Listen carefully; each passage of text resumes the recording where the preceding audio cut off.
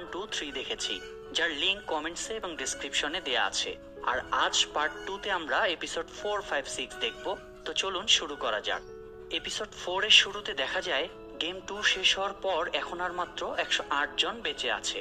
এরপর দেখা যায় ওখানে বেঁচে ফিরে আসা সমস্ত প্লেয়ারদের খাবার দেওয়া হচ্ছিল, কিন্তু খাবারের মধ্যে শুধুমাত্র একটা ডিম আর একটা কোল্ড ড্রিঙ্কস ছিল, যেটা একজন সাধারণ মানুষের জন্য খুব অল্প পরিমাণের ছিল।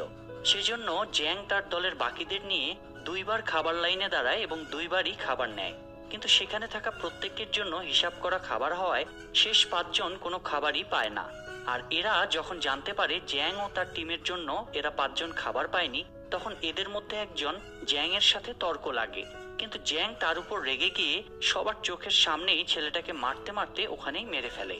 যেটা দেখে ওই ঘরের মধ্যে থাকা সবাই বুঝতে পারে যদি কোনো প্লেয়ার আরেকজন প্লেয়ারকে মারতে পারে তাহলে আয়োজকরা তাদের কোনোভাবেই আটকাবে না, উল্টো ওই মৃত প্লেয়ারের টাকাটা ওই জারের মধ্যে দিয়ে দেওয়া হবে।